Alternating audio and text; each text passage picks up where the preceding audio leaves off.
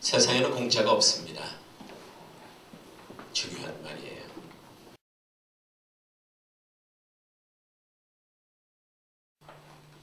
고난 없는 영광은 없는 것입니다. 이것은 동서고금을 막론하고 영원히 변치 않을 진리예요. 그런데 인본주의가 판을 치는 이 시대에 이러한 상식적인 진리가 잊혀지고 있다는 사실입니다. 공짜는 없다는 진리, 고난 없는 영광은 없다는 진리, 이것이 사라지고 있습니다. 사람들이 너무나도 공짜를 갈망하죠. 사람들이 너무나도 고난 없는 영광을 갈망합니다. 이것은 이 시대의 보편적인 현상입니다. 그런데 교회도 이 세상을 그대로 닮아가고 있다는 것이 문제예요. 여러분, 세상이 어떻게 변하든지 그것은 관심 없습니다. 그런데 우리 교회는 개혁되어야만 합니다. 변화되어야만 되는 것이에요. 세상의 주인은 사탄입니다. 그래서 세상은 시간이 흐를수록 지옥을 닮아가게 됩니다. 하지만 교회의 주인은 하나님이시죠. 그래서 교회는 하나님의 법에 의해서 통치되어야만 하는 것입니다. 교회는 피와 땀으로 지어져야 하고 십자가의 반석 위에 굳게 서 있어야 하는 것이 교회라는 말씀이에요. 공짜만을 추구하는 교회, 고난을 회피하는 교회는 살았다는 이름을 가졌지만 죽어 있는 교회요, 회칠한 무덤과 같은 교회입니다. 교회는 오직 예수 십자가의 복음을 통해서만 개혁될 수 있습니다. 고난의 십자가를 짊어지지 않은 교회는 교회가 아니에요. 고난의 십자가를 짊어지고 자기를 부인하고 당당하게 골고다 좁은 길을 걸어가는 교회가 진정 하나님께서 기뻐하시는 교회라는 사실입니다. 의사들이 환자를 향하여 가장 의아해야 하는 것이 있다고 하죠. 대부분 환자들은요, 고통 없이 치료받기를 바란다는 것입니다. 고통이 없이 치료받기를 바란다는 거예요.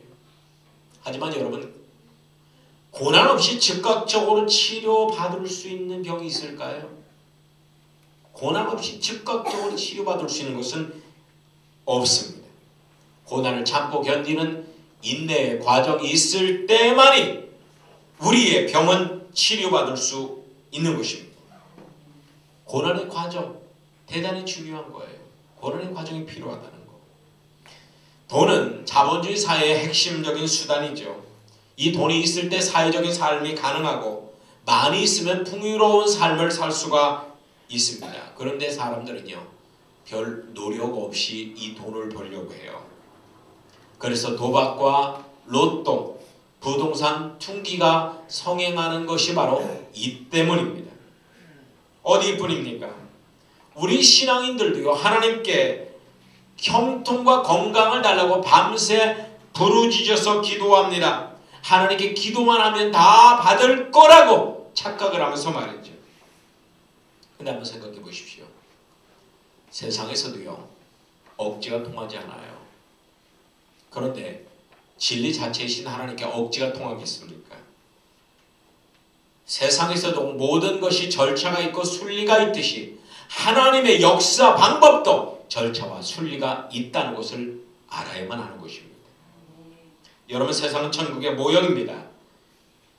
그래서 하나님께서 우리에게 복을 주시는 것도 세상의 절차와 법도에 따라서 이루어지듯이 하나님께서 우리에게 복을 주신다는 거예요. 우리는 무조건적인 축복을 원하죠. 그런데 이것은 하나님이 기뻐하지 않습니다. 하나님은 그저 무조건적으로 복만을 주시는 그런 우상이 아닙니다. 하나님 분명한 목적을 가지고 우리에게 복을 주신다는 말이에요. 하나님의 영광을 위해서 복을 주신다는 것입니다. 여러분, 그리스도인이 뭐예요? 그리스도인은 영적인 가치관을 갖고 사는 사람이 그리스도인입니다. 한번 따라서 해보실까요? 그리스도인은 영적인 가치관을 갖고 사는 사람이다. 즉 하나님의 법과 영적 질서에 순종하는 사람들을 그리스도인이라고 합니다. 우리는 일시적인 육신보다 영원한 영혼의 가치를 두며 삽니다. 일시적인 이 세상의 삶보다 영원한 저 천국의 삶에 가치를 두고 사는 것이 바로 우리 그리스도인들이에요. 여러분, 육신과 이 세상이 전부라 생각하는 사람과 영혼과 저 천국이 전부라고 생각하는 사람의 삶의 질은 엄청난 차이가 있습니다. 우리는 영혼이 잘 될 때 더 기뻐해야 합니다. 천국이 가까울 때 더 행복해야만 하는 겁니다. 이런 분명한 영적인 안목이 필요한 거예요. 물론 우리는 육신과 영혼, 이 세상과 천국을 이원적으로 생각하면 안 되죠. 이 모든 것은 상호 보완적인 유기적인 관계입니다. 하지만 분명한 우선순위를 가지고 있다는 거예요. 서로 상호 보완하면서 유기적인 관계로 끊을 수 없는 그런 관계를 맺고 있지만 우선순위가 있다는 겁니다. 하나님에겐 영혼만 중요하고 육신은 가치가 없고 천국만 소중하고 이 세상은 가치가 없다고 말할 수 없습니다. 모든 것은 다 하나님의 창조물이기 때문에 영계든 이 물질계든 육신이든 영혼이든 다 소중하고 중요하다는 것입니다. 하나님은요, 한량없이 복을 주기를 원하십니다. 영적이든 육적이든 말이죠. 그래 마태복음 7장 이런 말씀이 나와요. 너희가 악한 자라도 좋은 것으로 자식에게 줄 줄 알거든 하물며 하나님 아버지께서 너희에게 좋은 것을 주시지 않겠느냐. 아멘. 아멘. 경건을 추구하는 분들이 물질적인 축복이나 육신적인 강건함을 터부시하는 경향이 있습니다. 하지만 이것은 옳은 것이 아니에요. 축복은 하나님이 주시는 겁니다. 그래서 축복받는 삶도 경건한 삶이라는 거 아셔야 됩니다. 병 걸린 것만 경건한 거 아니에요. 가난한 것만 경건한 거 아니에요. 부자로 살면서도 경건하게 살 수 있고 건강하게 살면서도 경건하게 살 수 있는 거예요. 경건은 세상의 모든 육적인 것을 끊는 것이 아닙니다. 이것은 소극적인 경건입니다. 우리는 적극적인 경건을 추구해야 합니다. 일상에서 하나님의 뜻에 순종하는 생활 영성, 이것이야말로 가장 적극적인 경건이라고 할 수가 있습니다. 왜냐하면 경건의 주체는 우리가 아니에요. 경건의 주체는 성령님이시기 때문입니다. 성경에서는 하나님께 축복을 주신다는 믿음을 가지라고 권면을 합니다. 우리는 이것을 뭐라고 해요? 상급신앙이라고 해요. 상급신앙. 축복에 대한 신앙을 상급신앙이라고 한단 말이죠. 히브리서 11장에 보면 믿음이 없이는 하나님을 기쁘시게 못하느니라. 하나님께 나아가는 자는 하나님께서 축복을 주심을 믿어야 하느니라. 이렇게 증거하고 있습니다. 여러분, 우리가 섬기는 하나님은 영원히 살아계십니다. 영원히 살아계셔요. 만약에 하나님이 죽으셨다면 기독교는 대표적인 우상을 섬기는 종교입니다. 우상 종교가 기독교예요. 하지만 하나님은 살아계시기 때문에 기독교는 우상 종교가 아닙니다. 그런데 하나님은 어디 계실까요? 하나님은 어디 계실까요? 하나님은 결코 멀리 계시지 않습니다. 하나님은 가장 가까운 곳에 계세요. 바로 여러분의 등 뒤에서 여러분을 돕기를 원하고 계십니다. 여러분이 콜하기를 원하고 계신단 말이에요. 하나님은 모든 좋은 것을 여러분에게 주기를 기뻐하십니다. 그런데 주는 것에 절차가 있다는 거예요. 중요한 것부터 준다는 거예요. 중요한 것부터. 아멘. 육적인 것보다 영적인 것을 먼저 주시고 일시적인 것보다 영원한 것을 먼저 주십니다. 왜냐하면 영혼이 먼저 잘 되어야만 어떤 축복을 받아도 후유증이 없다는 거예요. 우리 영혼이 먼저 잘 돼야지 어떤 축복을 받아도 후유증이 없다는 거예요. 여러분, 준비 없이 로또 복권 1등에 당첨됐던, 적게는 수백억 원에서 수천억 원에 당첨됐던 사람들을 100명을 대상으로 앙케이트를 해봤는데요.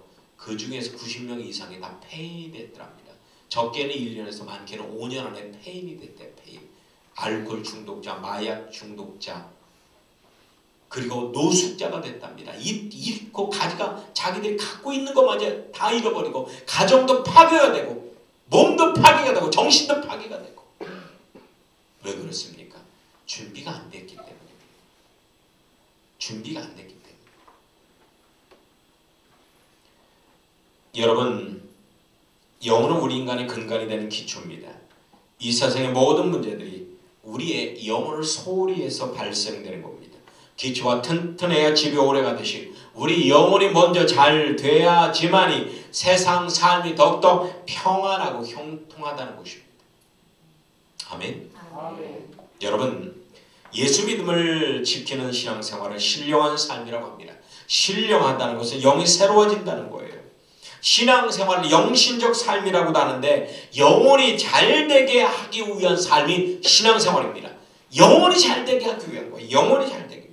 여러분들이 교회 생활하는 것도 영혼이 잘되기 위한 거예요. 여러분들이 육신이 잘되려면요, 이 시간에 가서 돈 버세요. 가서 가족들이랑 놀러 가세요. 친구 만나세요. 도박하러 가세요. 축구하러 가세요. 육신이 잘되려면 그렇게 하면 되는 겁니다. 그런데 여러분들이 이렇게 교회 와서 앉아있는 건 왜 그렇습니까? 영혼이 잘 되려고 하는 거예요. 비록 육신적인 손해를 본다 할지라도 내 영혼이 잘 되려고 여러분들이 이렇게 주일날 하나님께 나와서 찬양하고 기도하며 하나님의 말씀을 받는 것입니다. 기도, 독경, 예배, 절제 등 이 모든 것은 우리의 영혼을 위해서 하는 것입니다. 그래서 교회의 최우선적인 기능은 영혼을 위한 기능이에요. 영혼을 위한 기능. 이런 본연의 기능을 상실할 때 교회는 썩게 됩니다. 부패하게 되는 겁니다. 여러분 축복 받으시길 바랍니다. 그런데 축복도 하나님께 영광을 돌리는 축복이 있고 영광을 가리는 축복이 있습니다. 영혼이 건강한 가운데 누리는 축복은 하나님께 영광이 됩니다. 그 축복은 경건의 징표가 되기도 합니다. 영혼이 건강한 가운데 축복을 누린 사람은 성경에 많이 있습니다. 아브라함, 다윗, 요셉, 미국의 워너메이커, 에브라함 링컨 대통령 같은 사람들이 영혼이 건강한 가운데 세상의 부귀 영화를 선물로 받았던 사람들이에요. 영혼의 축복을 사모하시길 축원합니다. 그러면 메인 요리에 밑반찬들이 많이 따라 나오듯이 육적인 축복도 보너스로 여러분에게 주어지는 겁니다. 우리는 영혼이 잘 되기 위해서 축복의 근원자 되신 하나님을 경외해야만 합니다. 그리고 일상의 고난이 광야의 필요성을 인식해야만 되는 거예요. 광야는 우리 영혼을 연단해서 정금같이 만드는 최적의 훈련소가 광야라는 것, 대단히 중요한 겁니다. 여러분의 현주소가 어디입니까? 광야입니다. 애굽도 아니고 가나안 땅도 아니고 광야예요. 피할 수 없습니다. 이것은 실존입니다. 그런데 이 광야가 우리에게는 최고의 은총이라는 것입니다. 광야에서의 모든 삶은 오직 하나님의 은혜로만 가능합니다. 하나님께서 우리 육신이 무엇이 필요한지 너무나 잘 알고 계십니다. 반드시 우리의 필요를 채워주신다는 사실입니다. 광야의 이스라엘 백성들에게 40년간 한결같이 만나가 내렸습니다. 더운 낮에는 구름 기둥으로 힘을 주셨고 추운 밤에는 불기둥으로 위로를 주셨던 하나님이 바로 우리의 하나님이세요. 그 하나님이 여러분과 함께 동행하시며 여러분을 영원히 돌보아 주신다는 것입니다. 하지만 때때로 하나님께서는 우리의 영적인 유익을 위해서 궁핍과 질병 그리고 곤고와 환난 또한 허락해 주십니다. 이것 또한 하나님이 주시는 거예요. 그러나 하나님께서는 우리의 연약함을 아시기 때문에 이런 가운데서도 이것을 감당할 수 있도록 우리에게 위로와 은혜를 주시면서 우리를 인도하고 계십니다. 아멘. 그러면 여러분들이 영적으로 성장해서 영혼이 잘 돼서 이러한 부수적인 많은 복을 받으려면 어떻게 해야만 할까요? 한번 따라서 해보실까요? 철저하게 마음을 낮추자. 여러분 마음을 낮추시기 바랍니다. 마음이 높아 있는 가운데서는요, 그 어떤 복도 저주가 됩니다. 그러나 마음이 낮아 있을 때는 그 어떤 고난도 축복이 되는 거예요. 물은 낮은 곳으로만 흐르듯이 하나님의 은혜는 낮은 곳에 머물게 되어 있습니다. 하나님의 은혜가 우리를 덮을 때 우리 영혼은 잘 될 수밖에 없는 것입니다. 영혼의 모든 문제는 마음이 높은 데서 생겨나는 거예요. 마음을 낮출 때 문제는 해결됩니다. 그런데요, 이 마음을 낮추는 법을 몰라요. 여러분 부부간의 갈등 왜 있습니까? 돈을 못 벌어왔어요? 아니에요. 아니에요. 부부간의 갈등은요, 마음을 낮추지 못하기 때문에 생기는 문제예요. 자녀의 갈등도 마찬가지예요. 이 나라의 문제도 마찬가지입니다. 마음을 낮추면 돼요. 마음을. 영혼의 모든 문제가 마음이 높은 데서 생겨나는 겁니다. 영혼이 병들 때 우리 일상은 꼬이게 되고 우리는 힘들어할 수밖에 없는 겁니다. 여러분, 교만 하나님이 가장 싫어하는 것이고 교만은 모든 타락의 근원이 되는 것입니다. 하지만 하나님께서 가장 기뻐하시는 것은 겸손이에요. 경건의 지름길은 겸손입니다. 예수님의 또 다른 이름이 뭘까요? 겸손입니다. 사탄의 또 다른 이름은 교만입니다. 마음은 영적 성장의 토양이고 겸손은 좋은 밭 옥토라고 할 수 있습니다. 우리의 마음이 낮아질 때 마음의 평안은 오는 것입니다.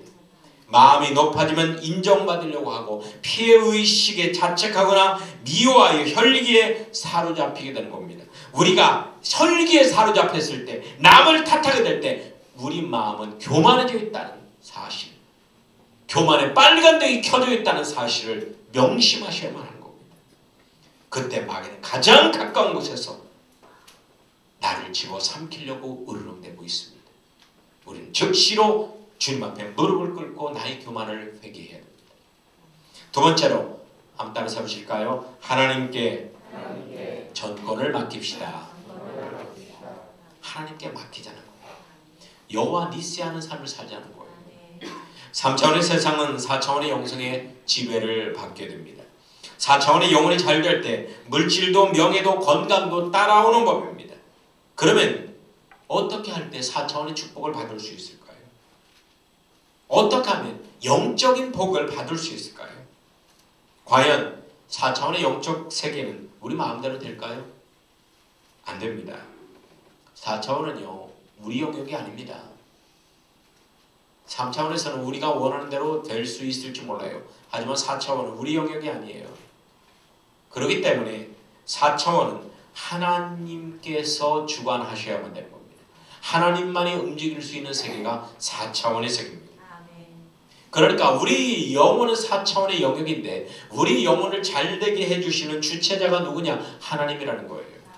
그래서 하나님께 전적으로 우리 영혼을 맡겨야만 하는 것입니다. 우리 영혼을 주관하시는 하나님이십니다. 그래서 주님만을 앞세우는 여호와 니스의 삶이 필요한 것입니다. 우리가 아무리 선지자 노릇하고 귀신을 쫓아나고 권능을 행한다 할지라도 우리 자신이 삶의 주체자로 산다면 우리는 결코 주님한테 인정받을 수 없습니다. 주님을 앞서면 안 됩니다. 주님이 우리를 앞서게 해야만 합니다. 주님이 우리를 앞서게 해서 주님을 따라가는 삶을 생활 영성이라고 합니다. 구름 기둥을 쫓아 사는 것이 하나님의 뜻을 쫓아 순종하는 삶, 이런 생활 영성의 삶만이 이 시대를 개혁할 수 있습니다. 우리 영혼이 개혁될 수 있습니다. 이 시대 교회가 개혁될 수 있는 것입니다. 여러분, 일상의 모든 것은 하나님의 뜻을 알려주는 도구들이라는 것입니다. 영혼이 잘 되기 위해서는 반드시 주님의 음성을 들어야 돼요. 주님의 음성을 들을 때 우리 영혼이 잘 되는 겁니다. 여러분, 상대방의 소리가 들려질 때 문제가 해결됩니다. 남편이 말하는 소리가 들려질 때 아내의 문제가 해결돼요. 아내가 말하는 소리가 들려질 때 남편의 문제가 해결돼요. 성도들의 소리가 들려질 때 목사의 문제가 해결되고 목사의 소리가 들려질 때 성도의 소리가 해결됩니다. 이 나라 국민의 소리가 들려질 때 이 나라 대통령의 문제가 해결되고 대통령의 소리가 들려질 때 국민의 문제가 해결되는 겁니다. 목소리가 들려져야 돼요. 그런데 도통 들려지지 않습니다. 각자 독백을 합니다. 서로의 목소리를 들으려고 하지 않습니다. 이게 문제라는 겁니다. 여러분, 우리는 하나님의 음성을 들어야 되는데 일상의 모든 것은 하나님의 뜻을 알려주는 도구라는 것을 아셔야 됩니다. 증거입니다. 하나님의 뜻의 증거입니다. 영혼이 잘되기 위해서 하나님의 음성을 들어야 되는데 오직 하나님의 뜻만이 우리 영혼을 성장시킬 수 있고 새롭게 만들 수 있는 능력을 갖기 때문입니다. 하나님의 뜻만이. 그래서 우리는 일상의 모든 것을 긍정하고 받아들여야만 합니다. 주의나 더위나 질병이나 궁핍이나 다툼이나 분노나 외로움이나 배신 같은 이 모든 것들을 우리는 끌어안아야 합니다. 이것 속에 하나님의 음성이 녹아져 들어 있습니다. 하나님의 뜻이 있습니다.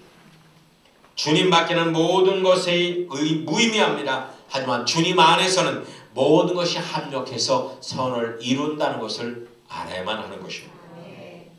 우리는 매일 아침 잠에서 깨어날 때 이렇게 기도해야 합니다.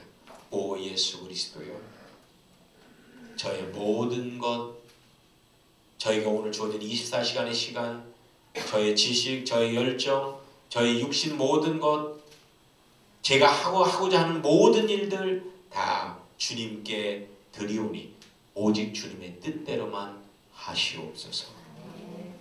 이런 기도를 아침마다 드릴 때 여러분의 영혼은 반드시 잘 될 것입니다. 하나님이 인도할 때 4차원의 영적 세계는 잘 될 수밖에 없는 것입니다. 4차원이 잘 될 때 더불어서 3차원의 세계, 3차원은 그림자와도 같습니다. 실체가 잘 되면 그림자도 잘 되게 되는 것입니다. 마지막으로 힘있게 기다리십시오. 세 번째네요. 따라서 해보실까요? 힘있게 기다립시다. 여러분, 하나님의 역사 방법 중에 가장 중요한 것이 인내입니다. 인내할 때 우리는 하나님의 뜻을 알 수가 있습니다. 인내할 때만이 하나님의 뜻이 이루어집니다. 인내하지 않으면 결단코 하나님의 뜻은 우리 가정에, 우리 교회에, 우리 나라에 일어나지 않습니다. 인내해야만 합니다. 한국은 너무 조급해요. 너무 조급합니다. 조금만 인내하면 좋을 것. 가만히 인내하면 모든 것이 순리적으로 잘 해결되는데 너무나 조급합니다. 여러분, 성경에서는 때를 중요시합니다. 때는 헬라어로 인간의 때인 크로노스가 있고 하나님의 때인 카이로스가 있습니다. 이 카이로스는 구속의 때를 의미하는 것입니다. 우리는 빨리 이루어지는 것만을 좋아하지요. 하지만 하나님은 그렇지 않습니다. 하나님의 때에 이루어져야만 합니다. 그래야만 하나님이 영광 받습니다. 아브라함은 25년 걸렸어요. 야곱은 20년 걸렸어요. 모세는 40년 걸려서 하나님의 뜻이 이루어졌습니다. 이것은 최적의 시간이라는 겁니다. 최적의 시간. 아멘. 요한의 신뢰는 예수를 믿고 나서 생명과를 먹을 때까지 35년이 걸렸습니다. 35년이 걸렸어요. 여러분, 하나님의 때에 이루어지는 것이 중요한 겁니다. 우리가 원하는 시간에 이루어져서 그것은 하나님께는 아무런 의미가 없습니다. 우리의 신앙과 삶의 목적은 오직 하나님의 영광입니다. 그러기 위해서 하나님의 때까지 참고 인내하는 삶이 필요하다는 거예요. 하나님의 때가 되면 우리의 영혼이 연단돼서 정금같이 나오게 될 것이고 그로 말미암아 보너스인 물질과 건강의 축복도 풍성하게 내려질 것이라는 겁니다. 자, 한번 따라서 해보실까요? 현실에 지극히 작은 것까지도 감사합시다. 자, 옆에 있는 여러분들에게 감사 딱 2가지 한번 얘기해 보세요. 오늘 감사할 것. 시작. 오늘 감사할 것. 2가지. Thank you. Dankeschön. 아리가또 고자이마스. 오브리가도. 예. 자, 여러분, 마음이 높아지면요, 자기 불평이 나와요. 마음이 높아졌다는 거예요. 불평이 나오면 내가 마음이 높아졌다는 거예요. 하지만 마음이 낮아질수록 감사가 나옵니다.